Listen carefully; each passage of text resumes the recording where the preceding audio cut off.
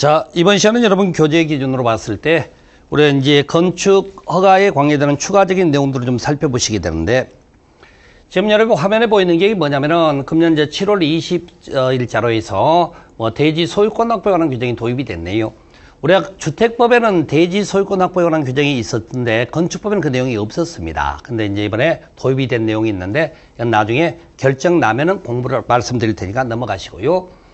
대지 소유권 확보, 그래서 이제 소유권 확보 안 됐을 때 반대로 매도 청구권 행사하는 게 있습니다. 주택법에 그런 내용들이 있어요. 미리 한번 보시면은 건축법, 주택법 그런 게 구성이 같구나라는 걸 이해하라고 미리 말씀드리고, 그 다음에 소유자 확인이 곤란한 공유지분 처분에 관한 것들, 그런 것도 있고. 자, 이제 그 다음에 교재는 어디로 가시냐면은 여러분들 해당되는 페이지 495페이지 건축 공사 현장 안전관리 예치금 제도라는 게 있습니다.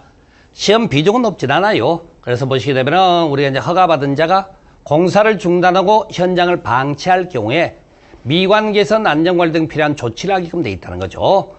그래서 이제 건물의 크기가 연면적이 1000제곱미터 이상인 상태에서 건축공사비 1% 범위 안에서 이렇게 이제 안전관리 예치금을 예치하게끔 돼 있다라는 거죠.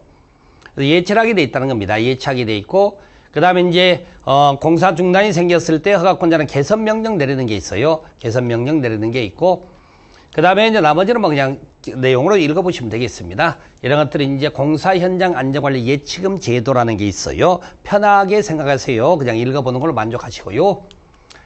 그 다음에 지금부터는 이제 건축물의 종류를 가지고 설명을 좀 드리게 되는데, 자, 전체적인 모습을 먼저 보고 부분 설명을 드리겠습니다. 우리가 이제 건축물이란 게 있어요. 허가대상 건축물 그렇게 돼 있네요. 그 다음에 신고대상 건축물이 있고, 그 다음에 가설 건축물이 있습니다. 허가대상 가설 건축물, 그 다음에 신고대상 가설 건축물 그렇게 돼 있다는 거죠. 자, 이런 형태로 해서 이제 건축물의 종류가 건축물과 가설 건축물로 나누고, 건축물은 영구적 형태로 지어진 것을 말하고, 가설 건축물은 일시적 사용 목적으로 짓는 걸 가설 건축물 그렇게 표현하게 되는 겁니다. 자, 이 과정에서 대한민국의 모든 건축물은 허가를 받고 짓는 게 원칙입니다.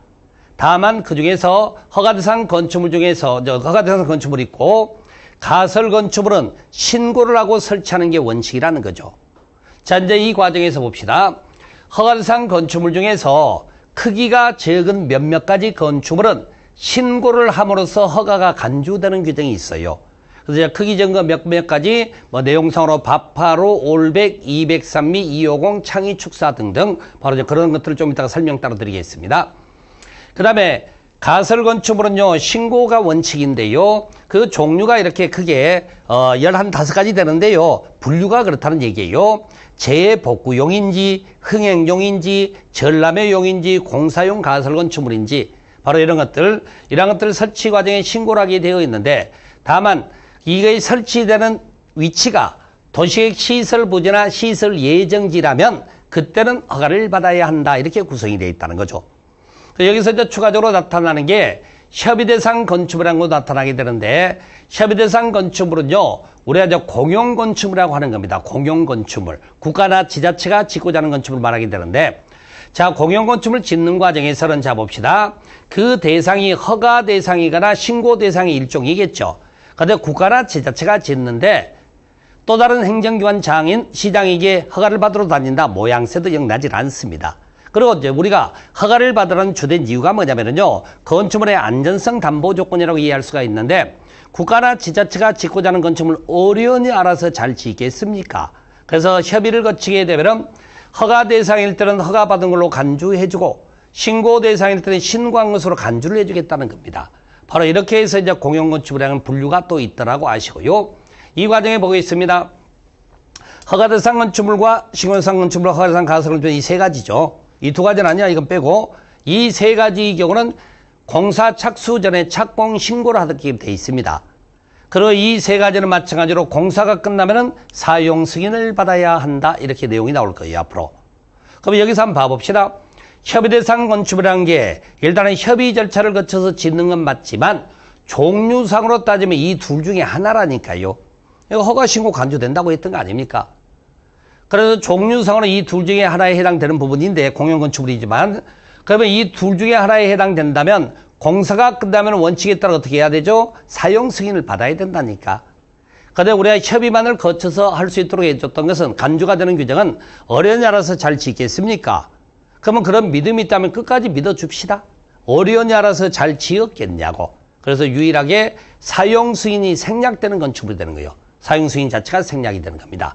이게 말하는 우리한테 건축물의 분류관계라는 거죠. 이 내용을 가지고 여러분이 학습을 하게 된다는 얘기입니다. 바로 이제 그 과정의 첫 번째 허가대상 건축물이라고 칭하는 건데요.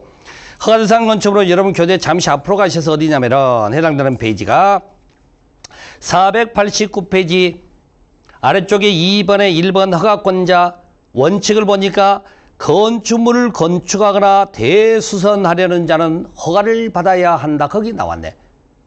그 건축물을 건축하거나 그 건축물입니다. 허가를 받아야 한다. 허가대상 건축물이라고요. 그래야 대한민국의 모든 건축물은 허가받고 짓는다는 원칙으로 아시라니까. 자, 그런 과정에서 뒤로 넘어갑니다. 490페이지 3번에 보니까 신고대상 건축물이라는 단어가 나와 있죠. 거기 뭐라고 되는지 한번 읽어보겠습니다. 허가대상 건축물이라 하더라도 좀 전에 허가대상 건축물이 있다면서요. 아래 어느 하나에 해당하는 경우에는 미리 시장에게 신고를 하면 허가를 받은 것으로 본다. 그렇게 돼 있는데 신고를 하면 허가를 받은 것으로 본다. 그렇게 돼 있다고요. 그걸 가지고 우리가 신고대상 건축물이라고 하는 겁니다. 그런데 이 신고대상 건축물의 특징이 뭐냐면은 크기가 적다라는 거야. 그러면 어느 정도 적은 것은 신고해서 허가 간주되는지 그걸 구별을 해야 되지 않겠습니까? 그래서 실질적으로 허가대상 건축물은 대한민국의 모든 건축물에 해당되기 때문에 시험으로서 물어볼 가치가 없죠. 그렇지만 이제 신고대상 건축물이 상대적으로 물어보는 대상이 된다. 그걸 말씀드릴게요. 그래서 지금부터 신고대상 건축물을 한번 들어가 보자고요. 신고대상 건축물의 이제 종류를 여러분이 암기하는 과정 속에 뭐 어떤 방식으로 암기하든 관계는 없습니다만 저는 이렇게 말씀드릴게요.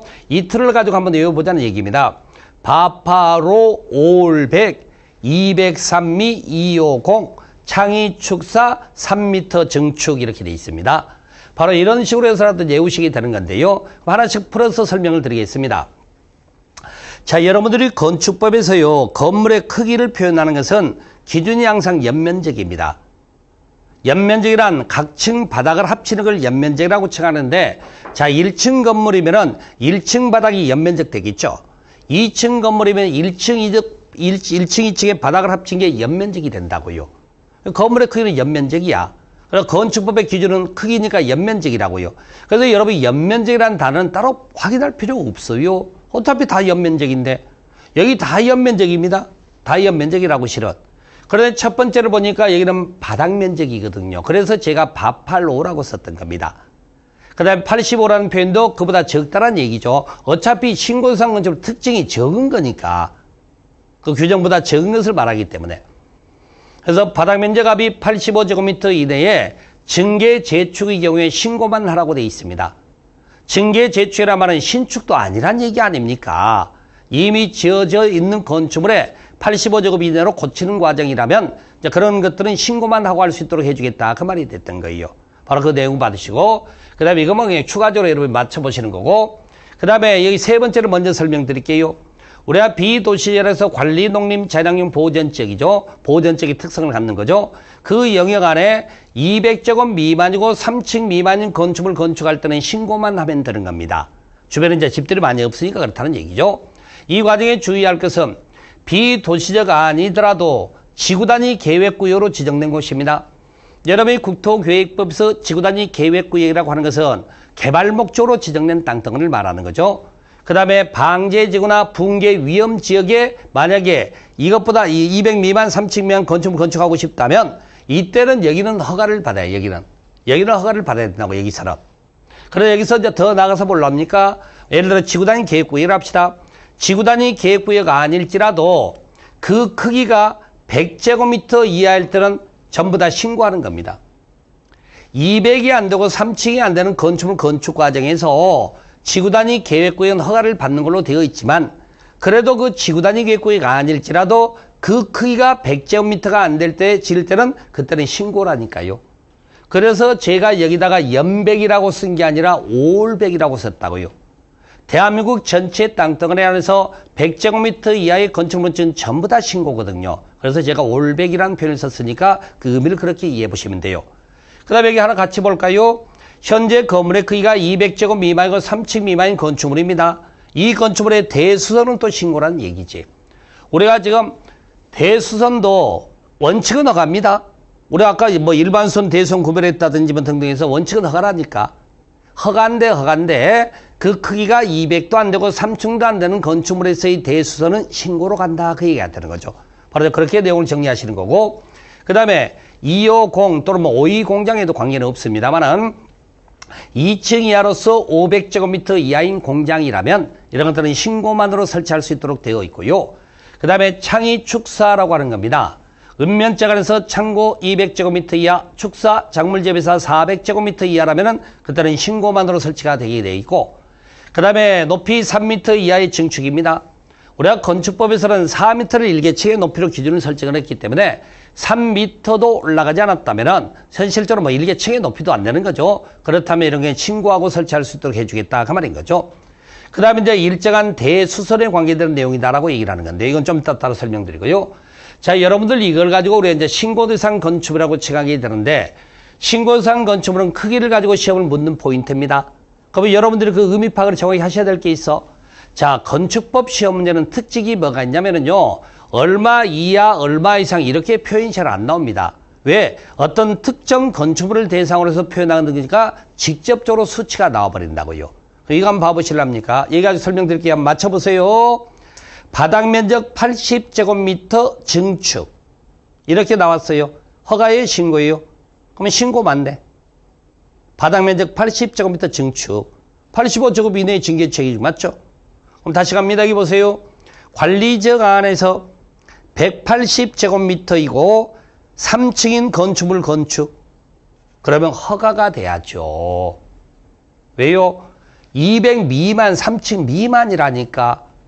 여러분들이 항상 미만과 초과가 나오면 의도해서 읽어내시라고 그랬지 않습니까? 그 수치가 들어가면 안 되기 때문에. 180제곱미터 2층이면은 신고지만은 180제곱미터 3층 되면은 허가가 돼야죠. 바로 그걸 여러분이 기억을 잘 하셔야 된다고 이게. 그 다음에 여기 보니까 2층 이하로서 500제곱미터 이하인 공장인데 가끔 모의고사 이상의 장난치는 분들이 있어. 5층 이하로서 200제곱미터 이하인 공장 그렇게 나온다고. 그러면 틀렸죠. 허가 대상이 되는 거야. 근데 아예 세상에 5층 건물의 전체 면적이 200제곱미터면은요. 일개층의 너비가 40제곱미터로 단순하게 보면 그렇게 나온다고요. 어떻게 일개층의 너비가 40제곱미터인데 그걸 공장이 되겠습니까? 우스갯소리로 그런 걸 탑이라고 차라리 부릅시다. 그냥 탑이라고 좀 불러 차라리. 그건 상식적으로 봐도 맞지 않는 내용이라는 거지. 그런 것들은 혹시나 착각이 이루어진다면 제가 좀 전에 표현했듯이 한번 맞춰보라 그렇게. 과연 그게 공장의 대상이 될지 안 될지를. 그래서 2층 500제곱미터지 5층 200제곱미터는 아니었습니다. 그리고 좀 판단을 해보시라는 얘기지. 바로 이런 것들을 가지고 우리가 이제 신고대상 건축물이라고 칭하게 됩니다. 그 다음에 여기서 하나 추가적으로 설명드릴 게 뭐냐면은 우리가 이제 설계라는 게 곧 나오는데요. 설계 위치를 먼저 말씀드리면은요. 건축 설계에 관계되는 것 뒤로 가셔서 502페이지 보면 그 내용이 나오는데 502페이지에 설계라는 게 있습니다. 자, 보시게 되면은 설계라는 부분에서 대한민국의 모든 건축물은요, 건축사가 설계를 하게 돼 있습니다. 건축사가 설계하는 게 원칙이에요. 그럼 제가 모든 건축물이라고 그랬죠. 그럼 뭐에 해당되는 거예요? 모든 건축물이니까 허가대상 건축물, 신고대상 건축물, 뭐 이런 것들, 심지어 리모델링 건축물까지 포함해서 이런 게 전부 다 건축사 설계 대상이라니까요. 그런데 이런 내용 중에서 건축사가 설계하지 않아도 되는 게 있다는 겁니다. 그럼 여기 봅시다. 바파로, 그 다음에 203미 건축물 대수선. 이거 신고 대상 맞죠? 그런데 이 두 가지는 점선으로 된 겁니다. 이 두 가지는 건축사가 설계 안 해도 되는 거야. 나머지는 다 건축사가 설계하는 것이고. 왜 그러면 신고 대상 건축물 중에 이 두 가지는 건축사가 설계를 안 하느냐? 이 두 가지는 잘 보세요. 이미 있는 거야, 있는 거 이것은. 새로 짓는 게 아니라고요, 새로 짓는 게.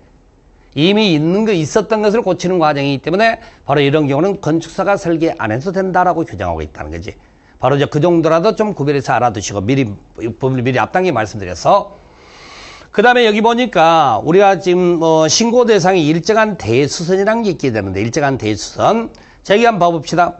200도 안 되고 3층도 안 되는 건축물이 대수선은 신고입니다. 원래 대수선은 허가지만은 200도 안 되고 3층도 안 되는 건물에 대해서는 신고로 돼 있다는 겁니다. 그럼 자, 이거 연계돼서 설명드릴게요. 자, 봅시다. 이렇게 이제 주요 구조부가 해체가 없는 일정한 대수선에서 수선을 표현하게 되는 건데, 자, 지금 배웠던 그대로 200제곱 미만 3층 미만의 건축물의 대수선은 신고라고요. 근데 우리가 대수선은 증설 해체 수선 병행이 포함되는 그런 의미가 되는 거죠. 이런 것들이 전부 다 이제 신고에 해당되는 건데, 그럼 이걸 이제 반대 해석을 지금부터 한번 해보겠습니다. 200이 넘거나 또는 3층이 넘게 되면은 그때는 대수선이 허가라고, 허가. 그런데 문제가 됐던 것은 여기 보세요. 여기 보면 이 수선이 나와 있지. 200이 넘고 3층이 넘더라도 전부 다 수선에 해당될 때 이건 다 뭐가 된다? 증설해체는 허가지만은 수선 병행의 신고라고요, 신고. 그러면 여러분들이 굳이 이거 외운다는 생각하지 말고 차라리 시험 문제가 수선에 관계되는 게 나오면 전부 다 신고라고 하세요. 다만 이제 200이 안 되고 3층이 안 되는 건축물이 대수선에 증설해체일 때는 신고지만은 200이 넘거나 3층이 넘는 대수선의 증설해체는 허가다라고 얘기를 하면 되는 거지. 이렇게 구별하는 틀을 좀 잡아보시라는 얘기입니다. 바로 이런 것들이 말하는 우리 이제 신고 대상 건축물의 종류라고 칭하게 됐던 겁니다. 그래서 여러분 교재 좀 전에 봤던 대로 해당되는 페이지, 거기 해당되는 페이지가 앞에 있습니다. 앞에 가셔서 490페이지, 491페이지에 걸쳐서 거기 신고대상 건축물의 종류를 그렇게 해서 기억을 하셔야 됩니다. 자꾸 문제 풀면서 암기하셔야 돼요. 그 다음에 491페이지에 공용건축물에 대한 특례라고 나와 있죠. 협의를 거침으로써 허가 신고가 간주가 되는 것이고, 그 다음에 이제 유일하게 사용승인이 생략되는 거죠. 건축물 중에서는 사용승인이 생략되는 건축물이다. 그게 바로 이제 공용건축물에 관한 얘기였습니다. 바로 그런 것들이 건축물의 분류다라고 말씀을 드리게 됐고요. 그 다음에 이제 건축허가를 내주는 게 건축허가 제한이라는 게 있습니다.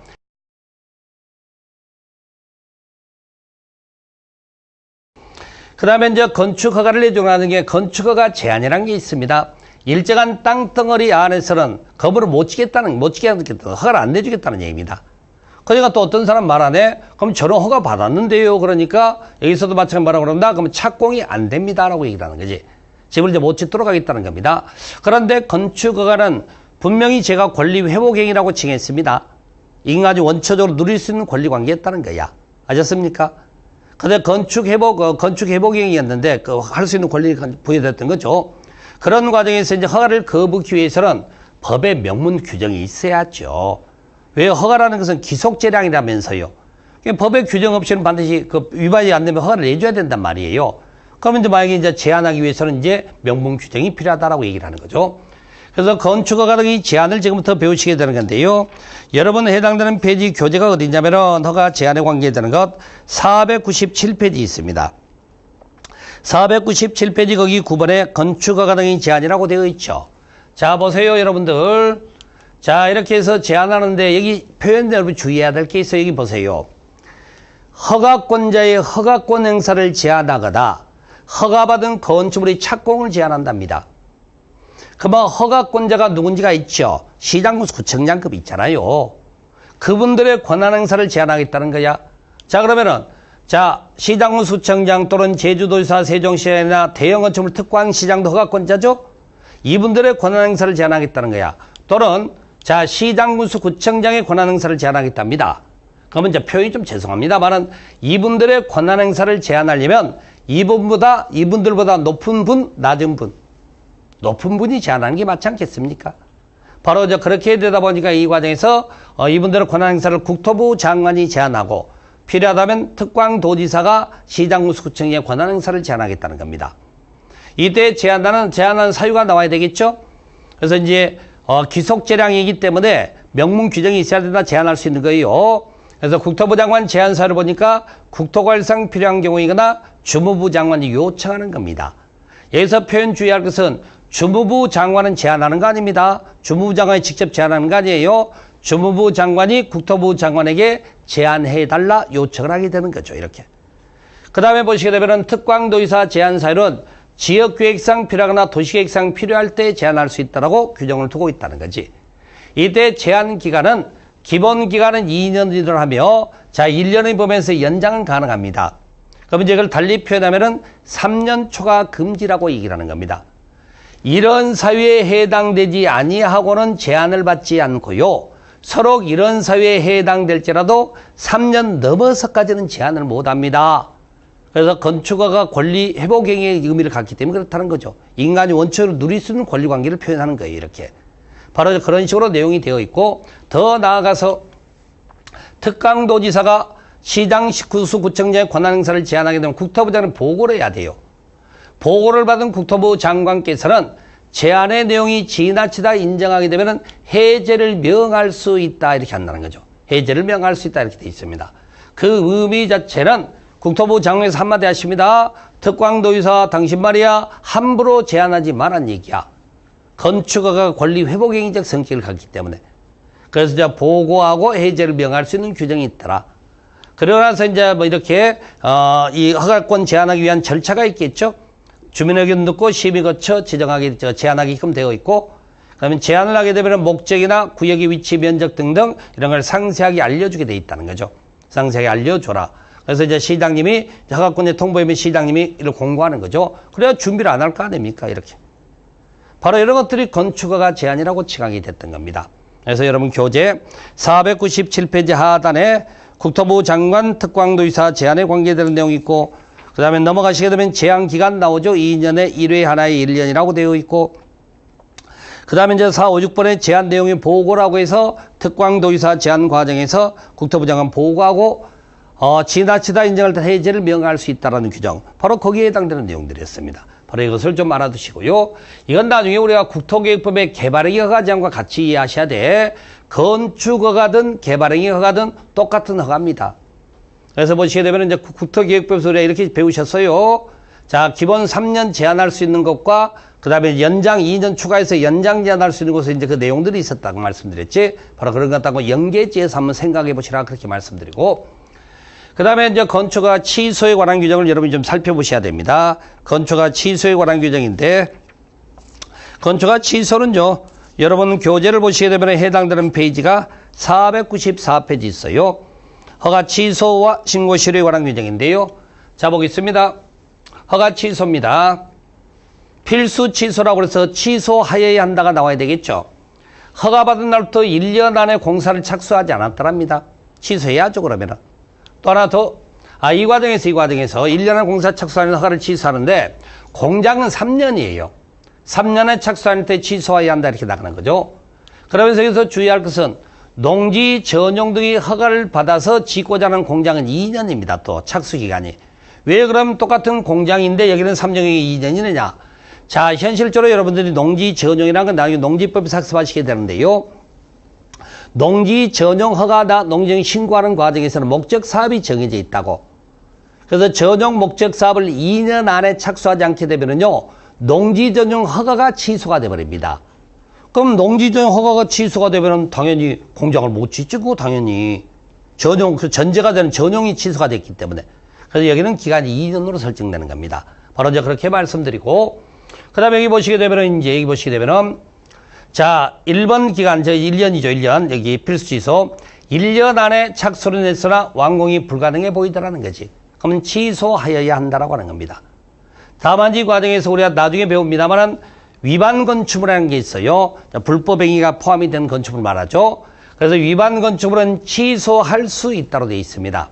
왜 취소할 수 있다요? 위반 사항 고치면 되지 않습니까? 정상적으로 고치면 되는 거고요.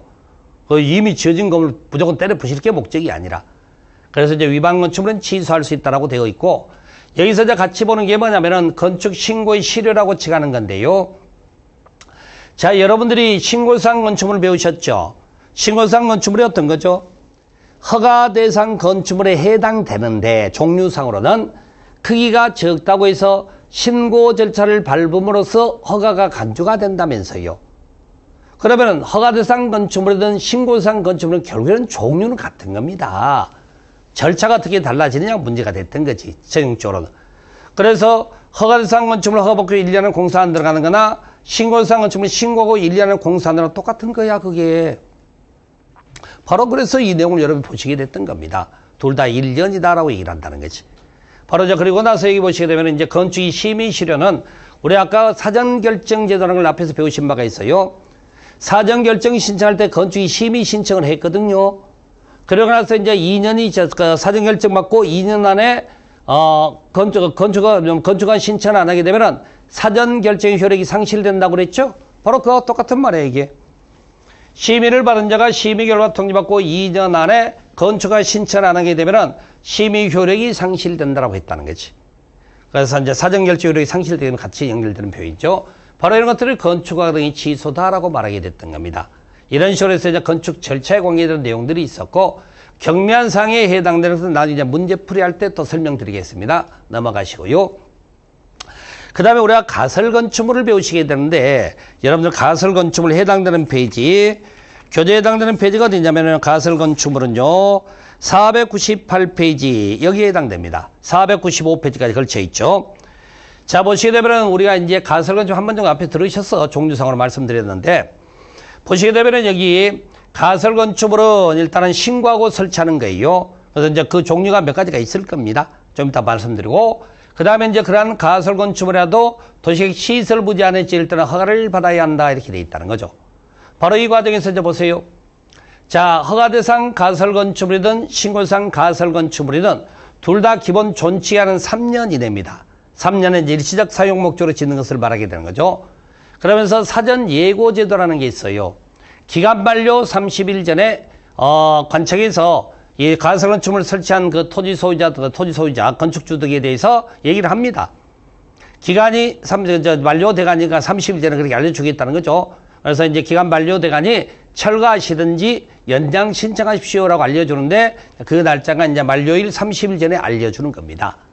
자, 이 과정에서 허가대상 건축물을 연장해서 쓰고 싶더라. 그러면 이제 14일 전에 연장 신청하면 되고요. 신고상 가설건축물은 7일 안에 연장 신청하면 되는 겁니다. 바로 이렇게 구성이 되어 있다는 얘기죠. 이렇게 구성된 상태에서, 자, 공장에 설치하는 가설건축물은 표현을 반대로 하고 있습니다. 공장에 설치한 가설건축물이요, 자, 3년 됐습니다. 연장시켜 깜빡 잊어버렸어. 그러면 철거하거나 아니면 과태료 체험 등 여러 제재를 받게 돼 있다는 거예요, 이거 자체가. 바로 그렇게 구성된 상태에서, 그렇게 구성돼서 공장은요, 연장을 원하면은요, 그냥 아무 말 안 하고 쓰세요. 그럼 자동으로 동일 조건으로 연장이 되는 겁니다. 근데 연장을 원하지 않을 때는 신고를 하게 돼 있다는 거지. 왜 연장을 원하지 않을 때는 신고를 하면 되는 거죠? 우리가 가설건축물도 가설건축물 대장이라는 게 있습니다. 거기에 다 기록이 돼 있다고요. 그럼 만약에 연장을 원할 때는 아무 말 않고 연장이 되기 때문에 그냥 그대로 남아 있는 게 대장이가. 근데 만약에 연장을 원하지 않는 것은 대장에서 지워줘야 될 거 아닙니까? 아니, 신청을 하면 자동으로 가는 거니까 있는 걸로 생각하게 돼 있죠? 그래서 없애야 되기 때문에 연장을 원하지 않을 때는 신고를 하는 겁니다. 그래서 이제 대장에서 지워준다라고 하는 거지. 바로 이런 구성에 해당되는 것들을 가설건축물이라고 칭하게 됐던 겁니다. 바로 이제 그 내용을 여러분이 이해를 하시게 되고요. 그래서 여러분 교재 499페이지 하단 500페이지죠. 500페이지에 걸쳐서 신고상 건축물의 종류가 잔뜩 있는데요. 뭐 여기에 해당되는 겁니다. 그 다음에 여기에 해당되는 거, 이거. 외우지 마세요. 외우지 마시고, 이런 것들은 신고대상 가설건축물의 종류로 보고 있구나. 한번 좀 읽어는 보시되 암기를 안 하셔도 좋습니다. 그렇게 이제 말씀드리고, 그 다음에 우리가 이제 봐야 될 게 뭐냐면은, 뭘 보시냐면은, 여기 보시게 되면은, 지금 이 건축법에 허가상 가설건축을 여러분이 보시는 과정이에요. 이걸 좀 설명하려고 하는 과정이지. 보시게 되면 봅시다. 이건 어떻게 나오게 되냐면, 여러분이 국토계획법에서 국토계획법 제64조 단계별 집행계획에 따른 개발행위를 배운 게 있었다고요. 자, 시설부지나 예정지로 결정나면 수용 대상이 되며 개발행위가 금지가 되어 있는 땅입니다, 원칙적으로. 근데 수용도 안 해가면서 개발행위도 못하게 하는 거죠. 그러다 보니까 내 재산권임에도 불구하고 행사를 못하는 불상사가 생기게 됐던 거죠. 바로 그랬을 때 여기 보니까, 자, 이제 이 내용이 이렇게 돼 있어요. 자, 시설부지 결정하고 2년 미집행 상태가 됐죠. 토지 이용을 못하고 있습니다. 그래서 토지 소유자가 토지 이용을 위해서 계획을 살펴보니까 단계별 집행계획이 세워져 있지 않더라는 거지. 자, 그럼 공사 일정이 전혀 잡혀 있지 않다고 배우셨어요. 단계별 집행계획은 세워져 있는데 1단계 범위에 포함되지 않았다는 거죠. 그럼 최소 앞으로 몇 년간 사업이 없다? 3년간은 사업이 없다는 거죠. 여러분이 단계별 집행계획일 때 그렇게 배우지 않았습니까? 1단계 3년 이내, 2단계는 3년 이후에 시행하는 사업이라고 했으니까. 바로 그렇게 구성된 상 3년 안에 사업이 없는 거죠. 그러면 벌써 2년 빈 땅을 놀려뒀고 앞으로 3년 이상을 빈 땅을 놀려둘 상황이 된 겁니다. 그랬을 때 개발행위가 받아서 가능한 개발행위가 있는데 그중에 하나 보세요. 3층 이하의 가설건축물 건축계획이 나오네. 이 가설건축물을 지금 여기서 배우려고 하는 겁니다. 허가상 가설건축물이라고 이렇게. 그래서 바로 이 전제 사실부터 여러분이 정확히 아시는 게 중요하다는 얘기야. 그러면 여기 표현 한번 봐보시겠습니다. 여러분들 그 해당되는 그 표현은 거기 허가상 가설건축 앞쪽에 있죠.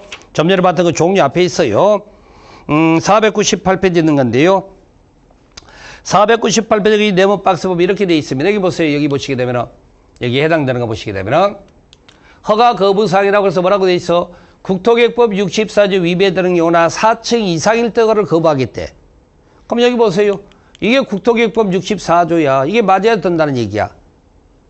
그리고 4층 이상 거부하니까 3층 이하만 가능하잖아요. 이렇게. 그래야 결론적으로 건축법에서 말하는 허가상 가설건축물은 국토계획법 규정을 전제로 해서 이게 나온다. 그 얘기입니다. 이게 안 되면은요. 이게 없어요. 애당초. 바로 그걸 연결해서 이해를 하셔야지. 바로 그런 과정에서 이제 보시게 되면은 이렇게 되어 있고 이것도 뭐 읽어보시면 되고요. 문제는 이렇게 해서 이제, 여기에 해당되면은 거부하고 해당이 안 되면은 주는 거니까 그런 과정에서 이제 건축법에서 말하는 허가상 가설건축의 요건이 있다라는 거죠. 여러분 교재기 498페이지 제일 밑에 있는 네모 박스죠? 보시게 되면 이렇게 돼 있네. 튼튼하게 짓지 말란 얘기야. 철콘조, 철골, 철콘조라고 칭하는데 아닐 것이라는 거야. 그때를 부셔야 되니까. 그다음에 두 번째는 존치한 3년 이내라는 것은 1단계 집행계획 범위에 포함되지 않았을 때 나타나는 거죠. 다만 이제 시설사업 시행될 때까지 연장은 가능하고 그 다음에 새로운 간성건물 설비 설치를 요하지 않고 그 다음에 이제 분양 목적의 건축물에 대해서는 안 됩니다. 이런 요건을 갖춘 허가상 가설건축물이 지어진다 그 얘기가 된다는 거죠. 허가상 가설건축물은 국토계획법의 개발행위 규정에 전제를 깔고 그리고 나서 건축법에서 허가상 가설건축물 구성에 관계된 내용이 있구나. 그걸 연결해서 하셔야 된다 그 말입니다. 바로 이런 것들이 일단은 이제 건축물의 종류까지 종류를 중심해서 제가 이렇게 여러분에게 설명을 드리게 됐습니다. 자, 이번 시간은 여기까지 가겠습니다.